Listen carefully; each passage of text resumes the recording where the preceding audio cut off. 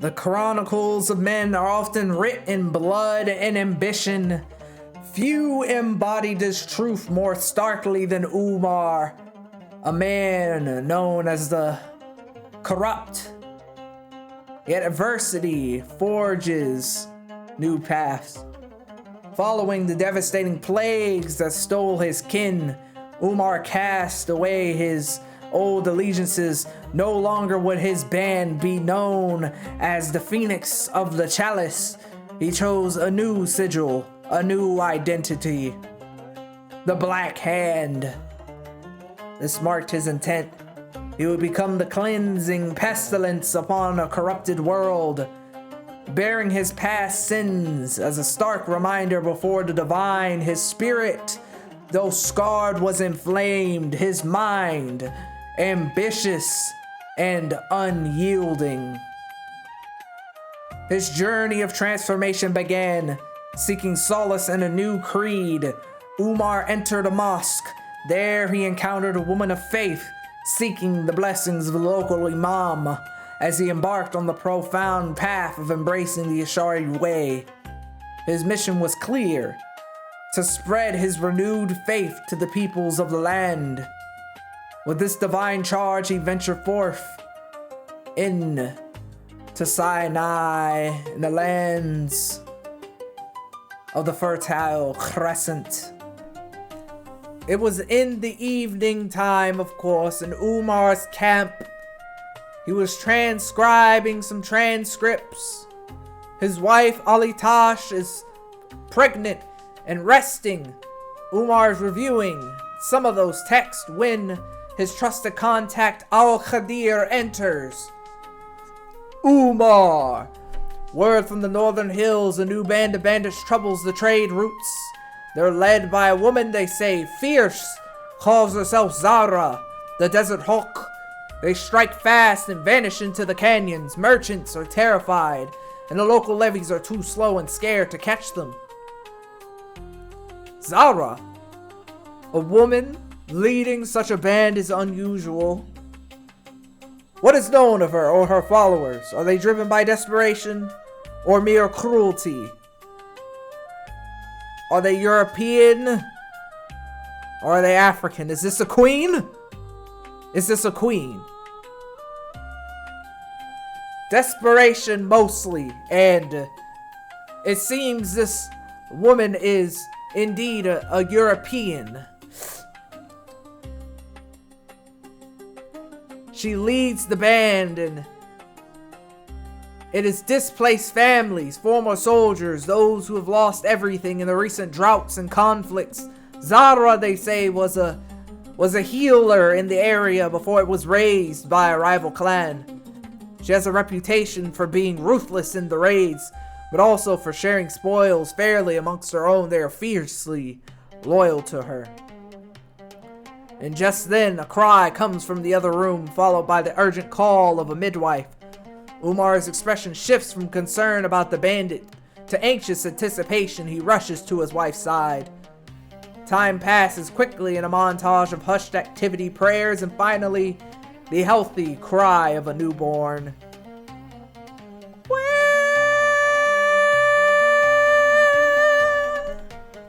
Umar emerges later, his face tired but alight with a profound joy. Al-Khadir has waited patiently outside. A son! Al-Khadir! Alitash is well, and my son. We will call him Baryun. He is strong. Mashallah. A blessing upon your house, Umar. This is wonderful news. Perhaps this Zara can wait. Umar looking at his newborn son and then back at Al-Khadir. A new resolve in his eyes. No, now more than ever the roads must be safe. A new life reminds us of the order we must strive for. This Zara, if she was once a healer, perhaps there's a different path for her and her people than banditry. And we must confirm if she is indeed an invader in these lands or not. I will prepare for a journey. We will seek her out, not just to stop her, but to understand and perhaps to offer another way. And later that night, as Umar begins to gather a few modest supplies for his journey, a water skin, some dates, his text, and of course his Quran, he looks over at the sleeping Baryun, a sense of paternal duty strengthening his missionary purpose. Several weeks later, Umar and a small retinue are tracking Zara's band in the rugged, sun-baked hills. They are careful, avoiding direct confrontation, seeking to learn the bandits' pattern. Back home in the camp, Baryun is a few months old, a gurgling, observant infant. Ali Tash is packing a small satchel for Umar, who is due to return home briefly, before continuing a different leg of his proselytizing journeys that take him near the bandits' territories again. Umar, at a recently abandoned camp of the bandits, signs of a hasty departure, but also surprisingly organized. There was little waste. The shelters here were built with care. They are disciplined, not just rabble. Zara commands them well. Azam. We heard they were sighted moving along the oasis of sighs. If we press on, we might intercept them or find a clear trail. Meanwhile, back at the camp, Ali Tash is packing Umar's travel bag. Little Baryun, propped up nearby, watched his mother intently. He sees her carefully fold Umar's robes and specific items and place them in the bag. His infant eyes follow her every move.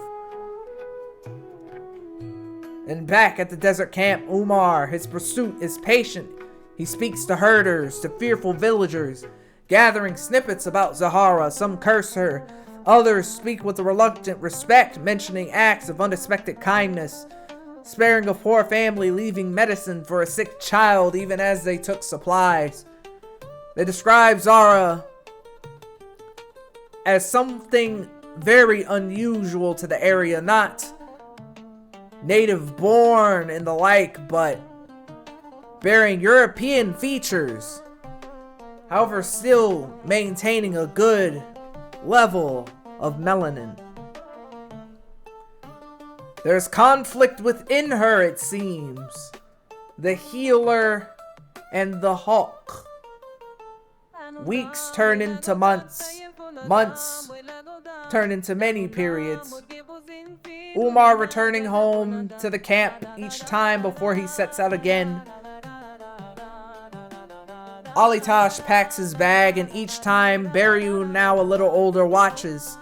He starts to reach out, his baby hands putting the packed bags, associating the activity with his father's imminent departure and eventual return. It's a silent, developing ritual.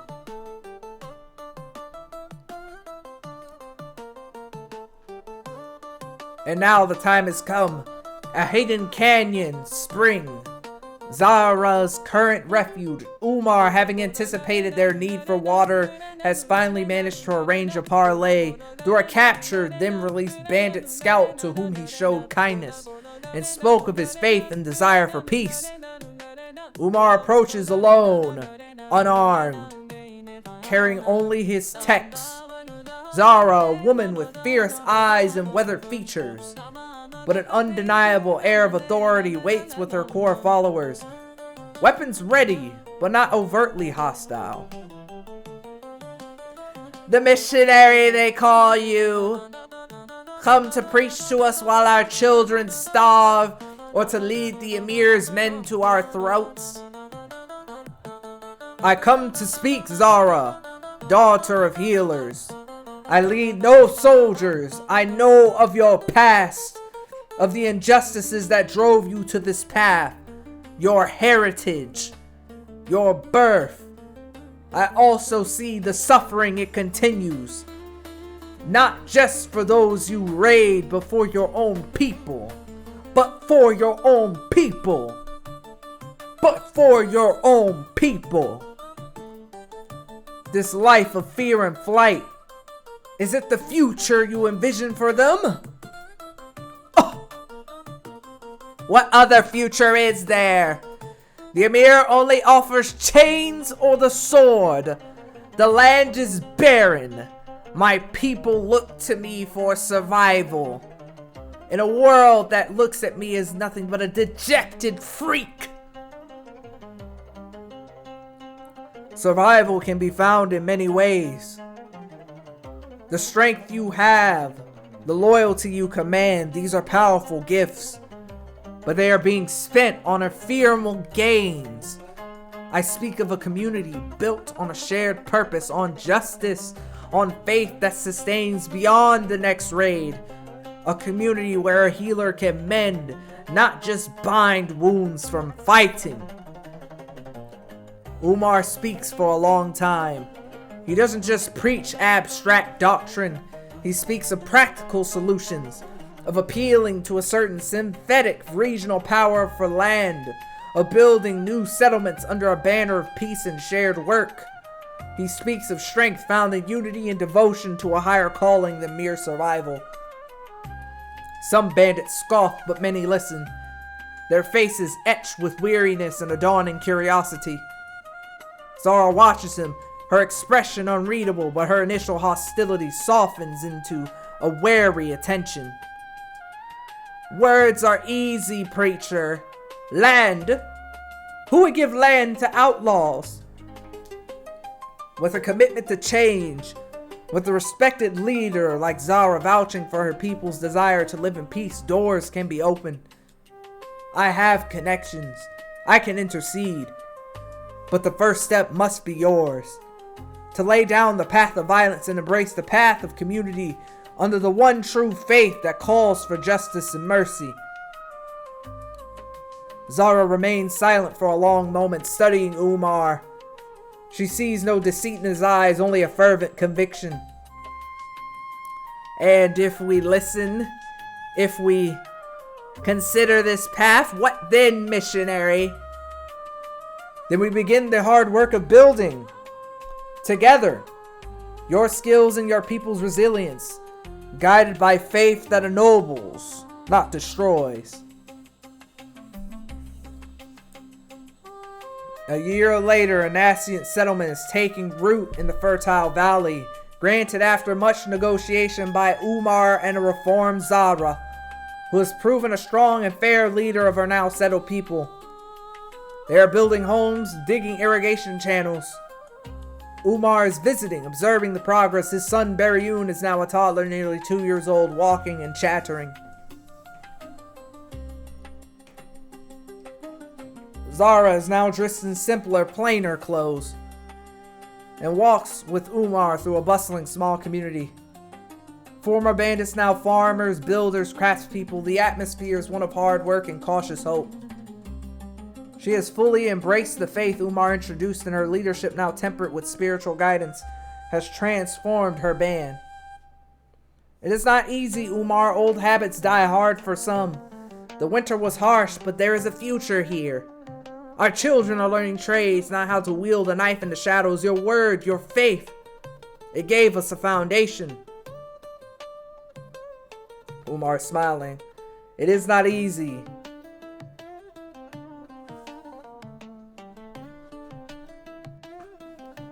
Umar smiling. It is your strength and your people's willingness that builds upon it, Zara. You have shown that even the fiercest hawk can find a new sky to fly in. These people are now part of our greater flock, a testament to the expansive embrace of our beliefs. Later, as Umar prepares to depart for another of his ongoing missionary journeys, he is packing his familiar travel bag in a small guest house that Zara's community built for him. Little Beriyun toddles in. He has seen this ritual many times now, associating it with his father's coming and goings. He goes to the bag and with clumsy toddler hands tries to help. He picks up a folded cloth and attempts to stuff it into the bag, babbling happily.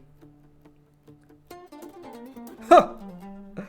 Yes, Beriyun, you are a good helper. See, like this.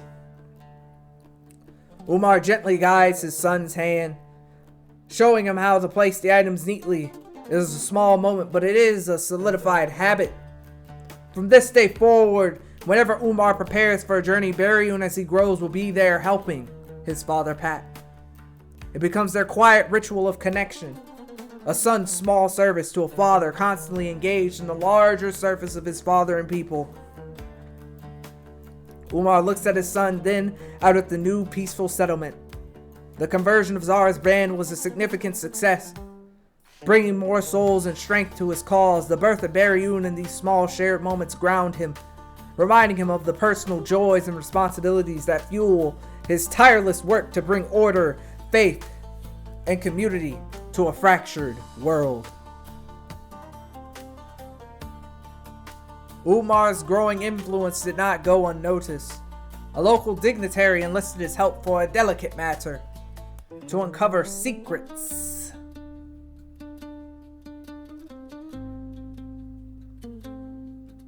In the private chambers in the dignitary's residence, the air is heavy with unspoken concern.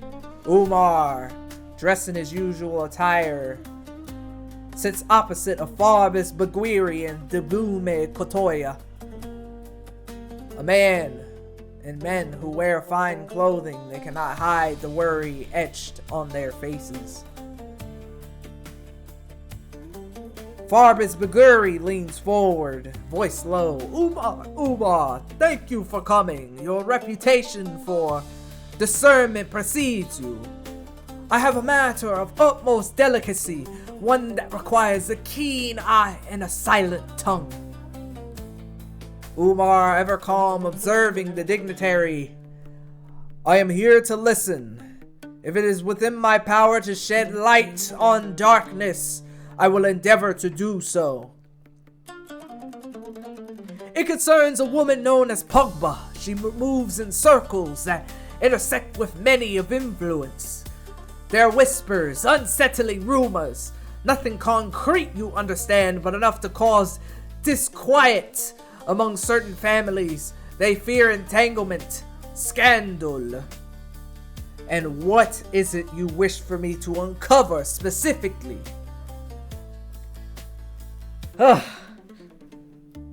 The nature of her enterprises, the source of her influence. There are suggestions of impropriety, of activities that will bring shame and ruin if brought to light. I need to know the truth, Umar, but this investigation must be a shadow, untraceable back to me or those I represent. Umar nodding.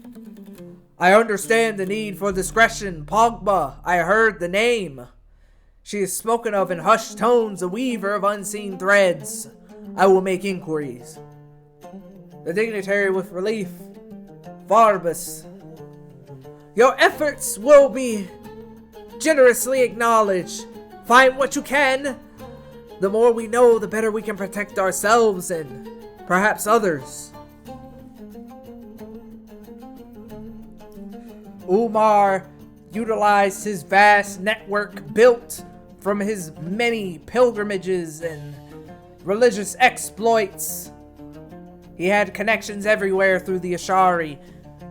Through his proselytizing community interactions, he spoke to various market vendors and various people, disgruntled former associates of Pogba, informants in shadowy corners, and even he observes from afar at the opulent gatherings that Pogba attends. Umar was once walking down an alleyway and saw a frightened young woman who once served in a house that Pogba frequented. She has eyes everywhere. Girls would arrive and sometimes they wouldn't leave the same, or they wouldn't leave at all. Umar speaking to a disgruntled merchant. Her investments were always in flesh, promising coin, but the cost was always higher than anticipated. She had a way of making people disappear if they became inconvenient. Later, Umar, observing the lavish parties, he noted the influential women and men fawning over Pogba, the forced smiles on the faces of the young attendants, the subtle exchange of heavy purses. Umar was able to piece together the initial salacious details. Pogba is not just a woman of influence, but a procurer. She deals in people, promising them better lives or coercing them with threats, then selling them in various forms of servitude with a particular emphasis on sexual exploitation. The deviant nature of Pogba is the depravity of the clients that she serves and the cruelty with which the victims are treated. Back at the dignitary's home of Farbus, he presents his findings. Umar, with a grim look.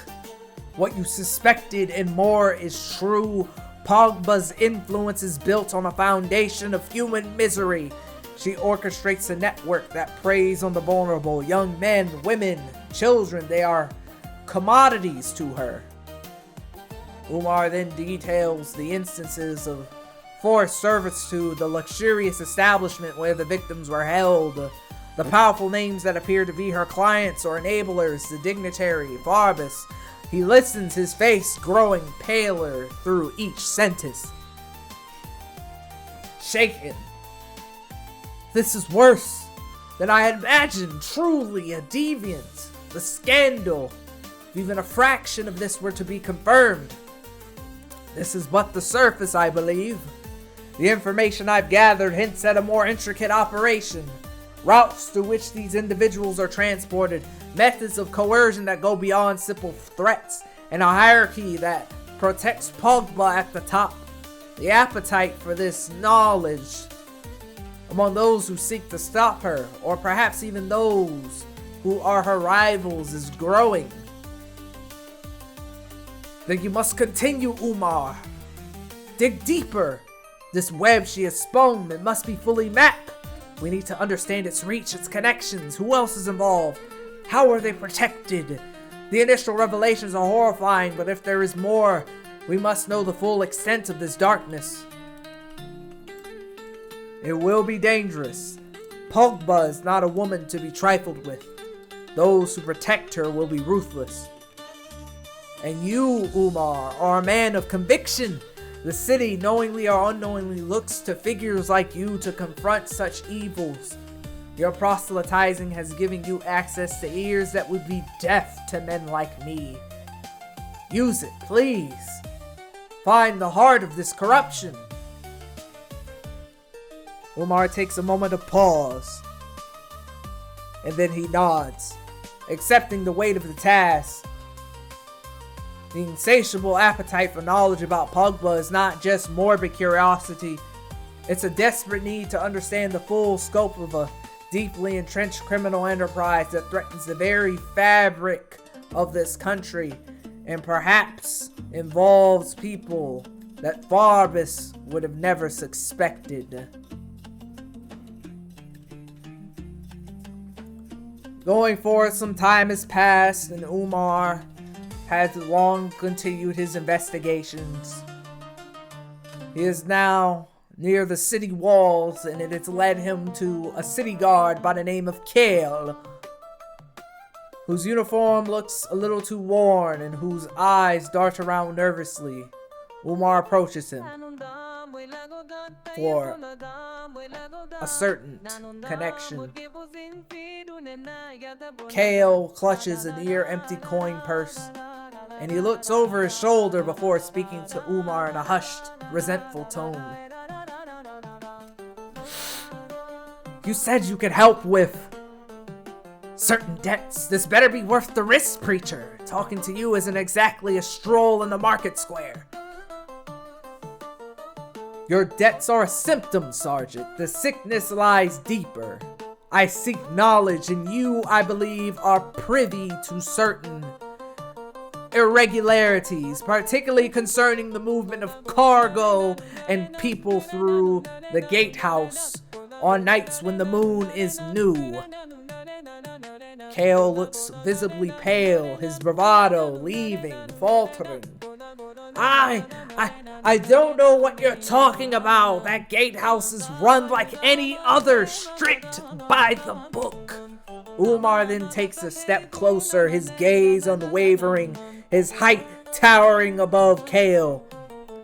The books can be rewritten, Sergeant, or certain pages conveniently overlooked, especially when greased by Pogba's coin. I've heard whispers that certain manifests are falsified, that certain carriages pass without inspection, their occupants unseen, their destination unrecorded, and that guards who ask too many questions find their patrols reassigned to the plague pits, or worse.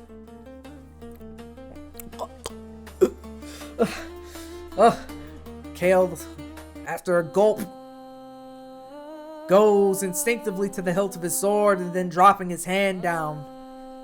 He looks around scatteredly. Pogba! She has eyes and ears everywhere, even in the guard. To speak against her is a death sentence. My family!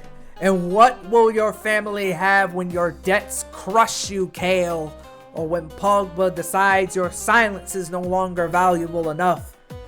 She discards those who are no longer useful, Kale. You know this. I offer a different path. Information for a way out. Not just from your debts, but from the noose that tightens around your neck every time you wave one of her shipments through. Kale looking frantically back and forth and then back to Umar, his mask, his face. His face, a mask of conflict. What kind of information? I'm just Sergeant. I see what I'm told to see, or rather, what I'm paid not to see. Tell me about the ledgers, the real ones. Not the sanitized copies shown to the captain of the watch who signs off on these phantom shipments. What sigils or codes are used? Who collects the tariffs for their passage? I need names, Kale. Names that reach higher than the gatehouse. Kale hesitates, the internal battle raging in his eyes. He glances at his meager purse and then at Umar's determined face. There's a scribe. Old man Hem. He works in the record office at the Citadel. He's the one who doctors the books. Pogba's chief enforcer, a brute named Vorlog, visits him regularly. He always carries a locked ledger box. Hem. He's terrified, but he sees everything that's officially unseen. Old man Hem and this Vorlog. Where can he be found? Vorlog frequents the Drowned Rat Tavern by the tanneries when he's not at Pogba's beck and call. But he's dangerous, Umar. More than just a thug, he's loyal, and Hem. They knew he talked. Umar then pushes a heavy coin purse into Kale's trembling hands, enough to alleviate some of the immediate pressure. This is a down payment on your cooperation, Sergeant. Your family. It's for your family. It's for your family. More will follow if Hem's information proves valuable, but be warned, if you betray this confidence, Pogba's reputation will be swift, but mine, though quieter, will be just as certain. Now go and ensure your usual duties at the gatehouse appear undisturbed. Kale clutches the purse, he nods jerkingly and melts back away, leaving Umar to contemplate his next move. His new thread, Hem, the terrified scribe, and Vorlog, the enforcer. The web is indeed complex, and the deeper he delves, the more venomous its guardian becomes.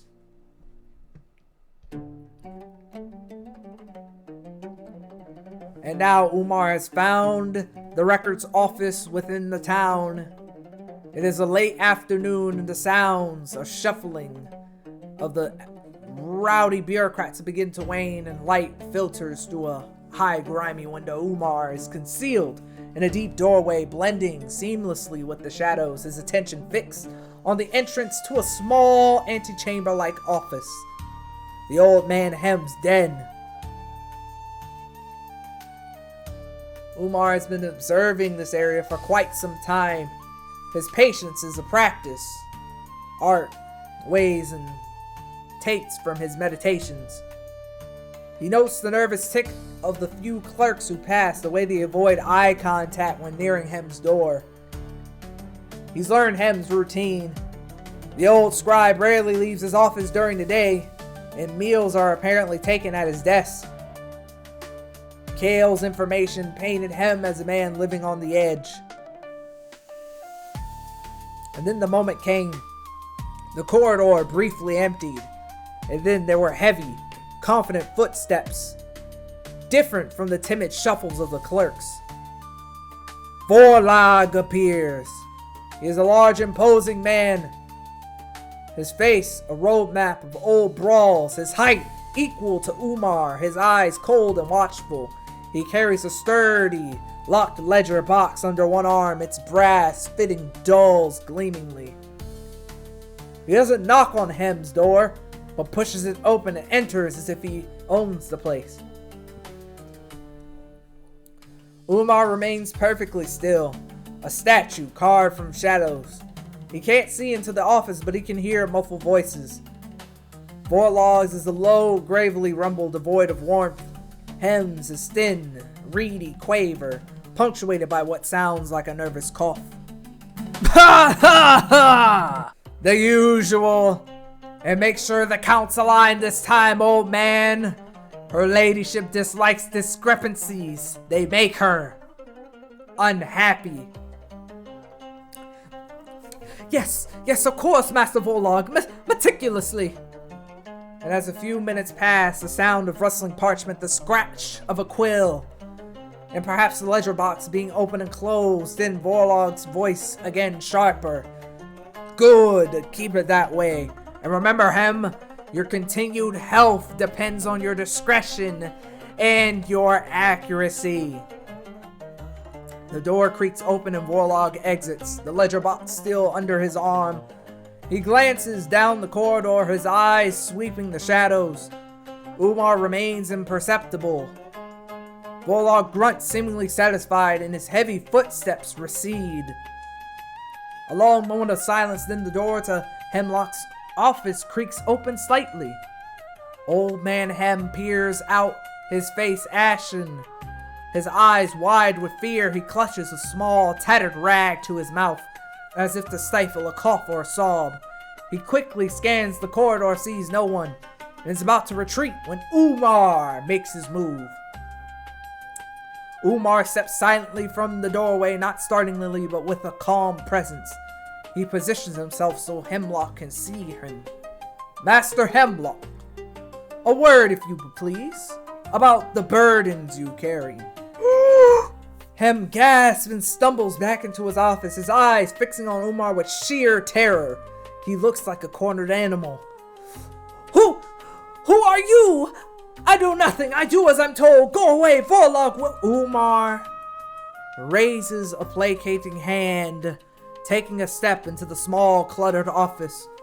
The scent of old paper and fear is thick. Vorlog has just departed. And it is precisely because you do as you're told by such men that I am here. I am not with him, nor with Pogba. I seek to understand the extent of the illness that grips this city.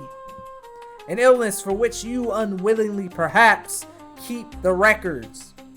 Hem, trembling violently, shrinking behind his desk piles high with scrolls and ledgers.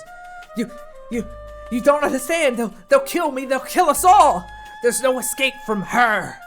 Death comes for all men. Death comes for all men. I say, death comes for all men, Master Hem, but a life lived in constant terror. Facilitating such darkness, is that truly living? Is that truly living, Master Hem? I offer a chance, perhaps the only one you'll get, to lighten that ledger you keep for your own soul. Tell me what you know. help me bring to light the shadowed axe. Hemlock stares at Umar, his fear warring with the flicker of something else, a desperate, long-suppressed yearning for release. The ledger box Vorlog carried is gone, but the imprint of his presence in the secrets it contains hangs heavy in this small room. Lighten my soul? It's too late for that. The things I've recorded, the names, the numbers, they've stained everything. She knows. Pogba knows every stroke of my quill. Vorlog, he doesn't just collect the box. He checks my work. Then you know the true depth of this depravity better than most. Is there no part of you that cries out against it? No desire to seek justice, however late it may arrive? I cannot promise you safety, Master Hem, for the path ahead is perilous, but I can promise you that your knowledge shared will not be in vain. It can be a stone that starts an avalanche.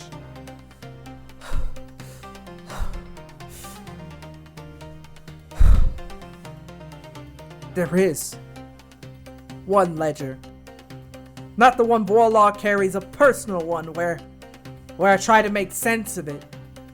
To keep a true count for myself, a folly, a dangerous, stupid folly. And where is this personal ledger, Master Hem? Hemlock hesitates. And then, with a sudden desperate resolve, he scurries to a rickety shelf piled high with discarded scrolls. His fingers, clumsy, pale with fear, fumble behind a stack of moldering records. He pulls out a small, slim volume bound in a warm, unmarked leather. Nothing like the official-looking box Vorlog carried. Here, take it. It's not everything, just fragments I dare to note. Dates, initials of clients, payments. Sometimes the origins of the acquisitions. If they find this, Umar takes the ledger, his expression unreadable as he flips through a pages, noting the cramped, meticulous script. Your hand is steady here, Master Hem. This is courage, however hidden. Courage? Or madness? There's a recurring symbol, a sigil beside certain entries. A coiled serpent with a single ruby eye. It denotes her most valued patrons, those who taste are peculiar, and whose protection runs deepest. I've seen it on sealed missives delivered by men who outrank the captain. A coiled serpent with a ruby eye. This is vital. Suddenly, a loud clang of apples from the corridors outside, perhaps some dropped armor or closing of a gate. Hemlock jumps, his eyes wide, fresh with terror. Someone's coming! You must go! He might return, Vorlog. Sometimes he doubles back. Umar slips the ledger into his robe. You have done a brave thing, Master Hem. Lock your door, maintain your routine. If you asked, you saw no one. I will not forget this.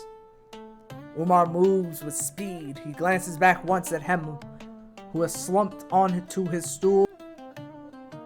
Just as sounds approach, unhurried footsteps can be heard. He now possesses the most crucial piece of evidence.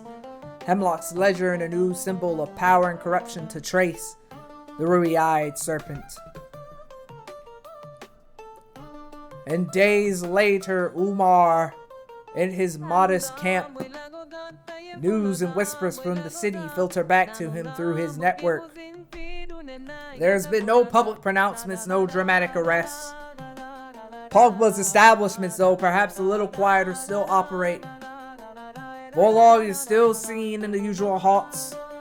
Old Man Hem continues his work, though those who see him say he looks even more haunted than before, jumping at every shadow. A discreet messenger, not from the dignitary, but from an intermediary Umar recognizes as connected to him, arrives. The messenger delivers a heavy purse of coin, the generous acknowledgement promised, and a single unsigned note. The primary branches of the afflicted tree are being pruned quietly from within. The deepest roots, however, are entangled with the foundations. Uprooting them now would risk a collapse that would serve no one. Your efforts have shifted the balance. Some innocents have been extricated, some avenues closed for now. The serpent sleeps one eye open. Be vigilant. The shadows you stirred remain. Umar looks out over the city. He sees the facade of normalcy. He knows the purse of gold is meant to be an ending a payment